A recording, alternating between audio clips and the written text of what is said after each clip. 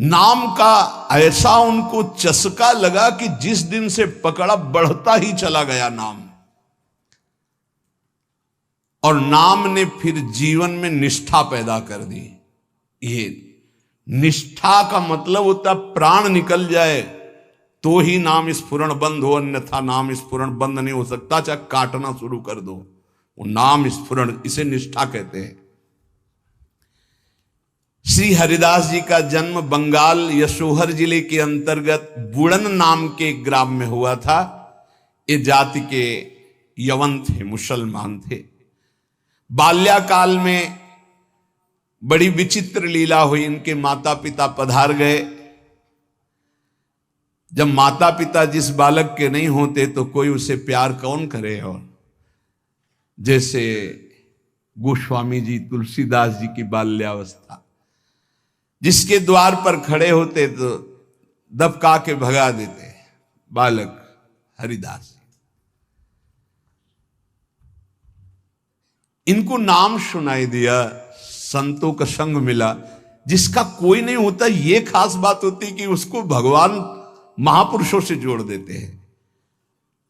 अब इनको जब नाम सुनने को मिला, कोई पूर्व जन्म का ऐसा पुण्य होगा, भगवान की ऐसी कृपा होगी, या भगवान ऐसा स्थिति देखकर दयालुता से, यद्यपि भगवान नाम जपने का कहीं किंचन मात्र कोई संस्कार ही नहीं था, ऐसे कुल में प्रकट हुए थे, यवन कुल में। पर यस्याहम अनुग्रहणामि हरिष्ये तद्धनम सनई, भगवान ने एक वचन कहा युधिष्ठिर जी से, जिस पर मैं विशेष कृपा करता हूं उसका जहां जहां अपनापन होता सब खींच लेता हूं। जन्म से माता पिता गए, बचपन से कोई प्यार करने वाला नहीं, खाने पीने तक की व्यवस्था नहीं, तो संत जन मिल गए वहां उनको। वो नाम कीर्तन करके आनंदित हो रहे थे, तो इनको भी एक नशा चढ़ा नाम का।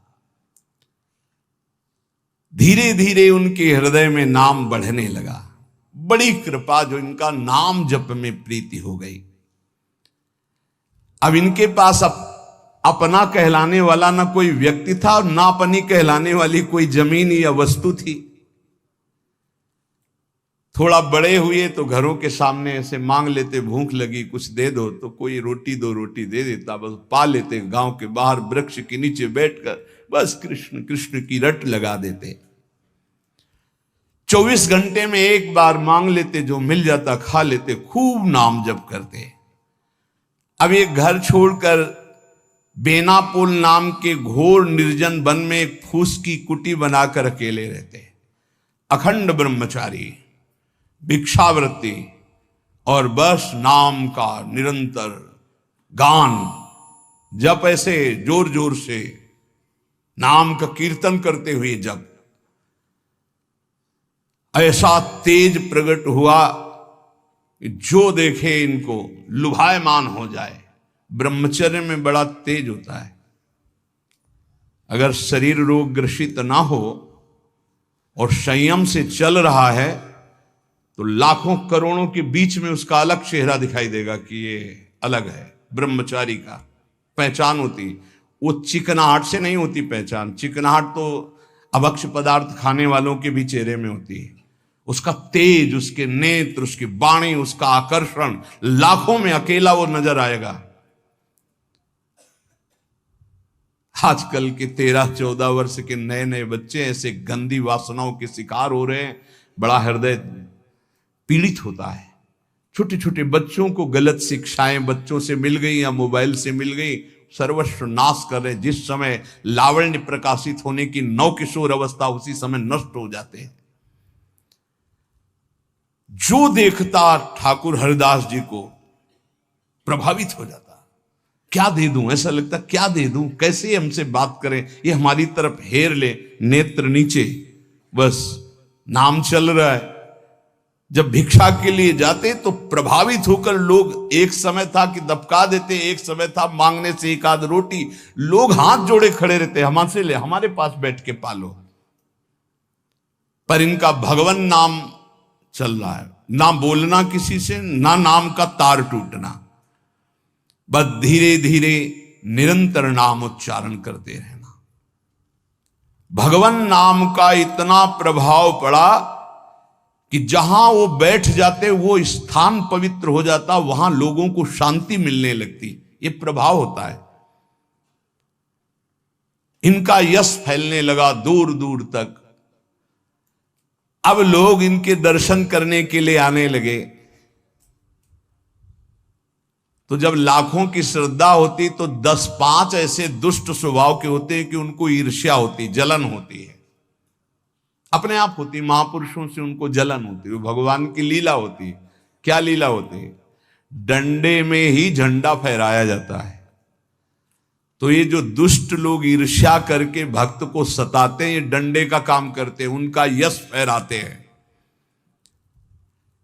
जो दुष्ट और ईर्ष्यालु लोग हैं उनको असह्य हो गया यश। लाखों लोग जब हरिदास जी के दर्शन के लिए हो, तो उसमें से ऐसे भी लोग थे जिनके भारी ईर्ष्या पैदा हुई, कैसे इनको नष्ट किया जाए। ये ऐसे होते हैं ईर्ष्याल। पूज्य उड़िया बाबा का जब वृंदावन में यश प्रकट हुआ तो कुछ लोगों ने चंदा इकट्ठा करके बाबा की बीच सत्संग में नाक काटने के लिए आदमी तय किया।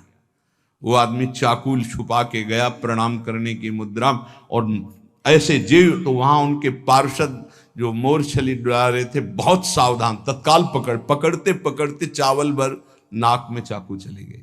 बाबा उनको तत्काल एकांत लय गुफा में ले गए और कहा, भैया हमने कभी कोई कटु वचन आपको कहा क्या? तो रो पड़ा। बोले, बाबा पैसे में, गरीब आदमी हूं मैं, पैसे में बिक गया। मुझे अमुक ने इतने रुपए दिए हैं और कहा इसके बाद इतने रुपए और देंगे। मैं हाथरस का हूं, मैं गरीब आदमी हूं, केवल पैसे के लिए काम। मैं आपको नहीं जानता था पर हमसे कहा गया कि जाइए और ऐसा कर। बाबा मुझसे बहुत गलती। बाबा ने कहा कोई बात नहीं है। कुछ पैसे अपनी तरफ से दिलाए और कहा हाथरस की गाड़ी में बैठा के आओ। अपने जनों से कहा कसम हमारी है अगर इसको एक शब्द भी कहो तो सम्मान पूर्वक उसे हाथरस सुरक्षित भिजवा दिया।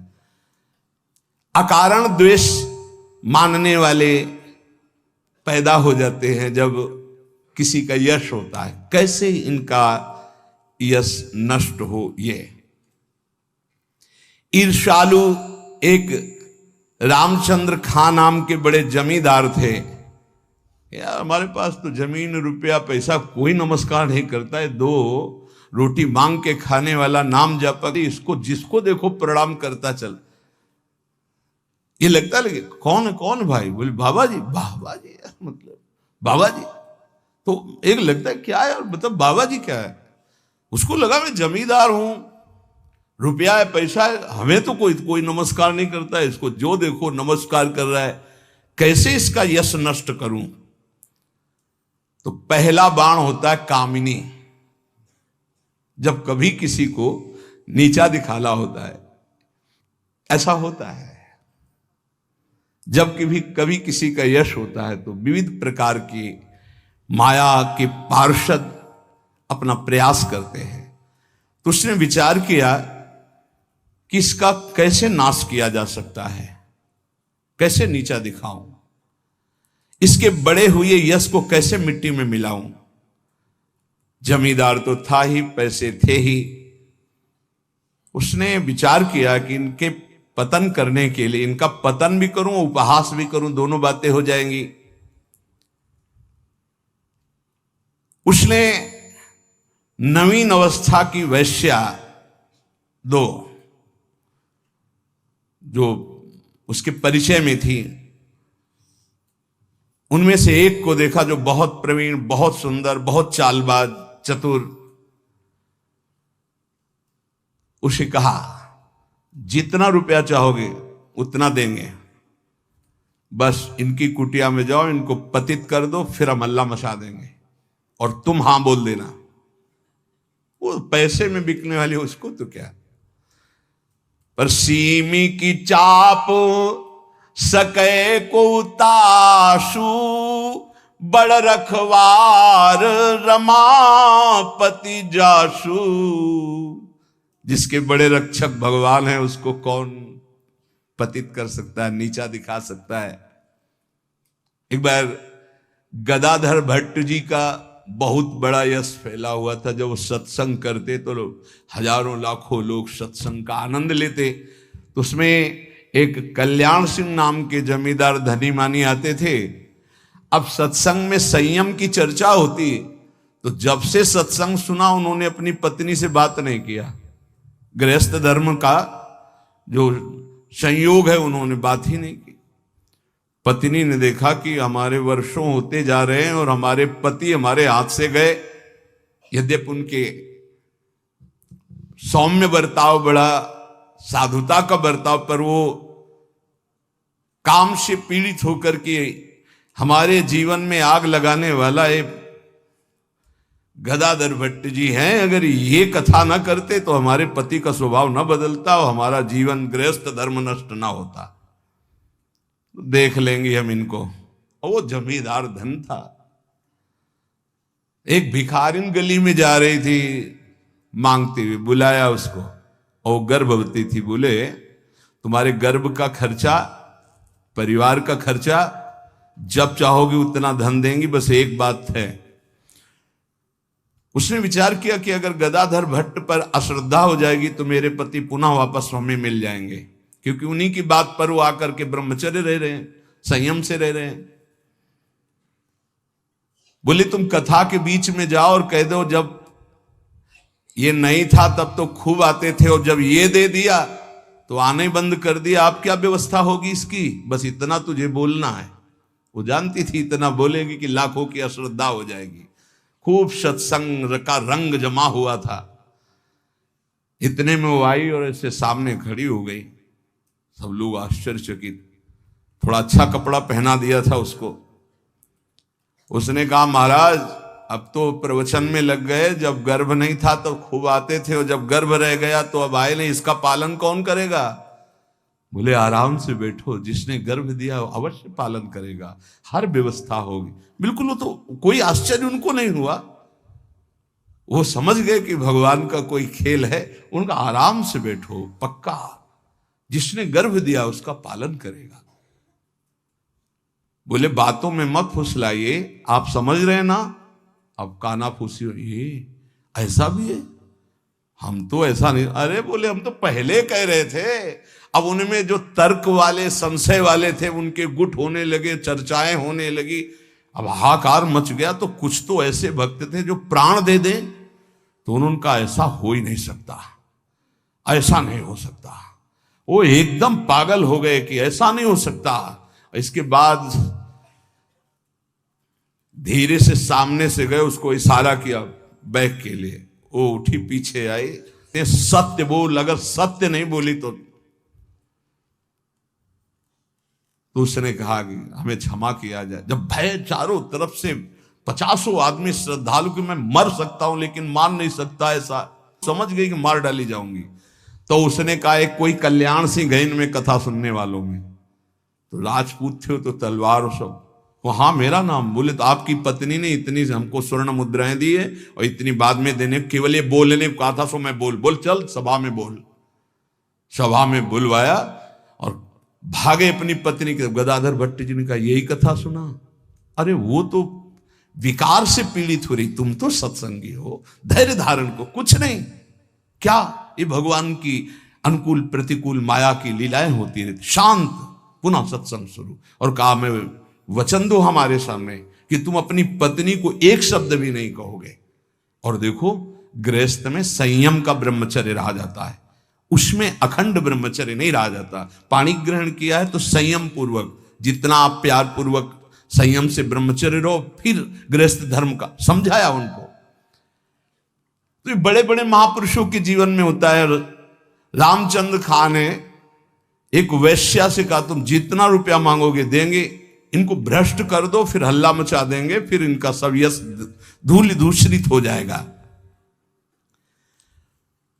पर उनको ये नहीं पता था कि ये भगवान के दास हैं, इनकी सुरक्षा स्वयं भगवान करते हैं। करो सदा तिनके रखवारी,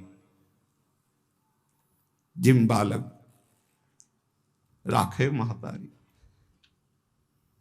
जैसे मां दिखाई नहीं दे रही, बालक खेल रहा है, लेकिन पक्का मानिए मां की दृष्टि वही है, अपने बच्चे पे है। कहीं कोई ऐसी बात ना हो जाए जो हमारे बच्चे को दुख हो जाए। वो कार्य करती हुई एक दृष्टि में देखती रहती है। मेरे प्रभु अपने जन को हर समय देखते रहते हैं, हर समय से। जहां मेरा भक्त चरण रखे वहां रखूं मैं हाथ। बस लीला समझ पाना बहुत कठिन है भगवान की। संपूर्ण संसार एक तरफ विरोध करने लगे तो भी भक्त का बाल बांका नहीं हो सकता। जो होगा विधान भगवान की तरफ से होगा।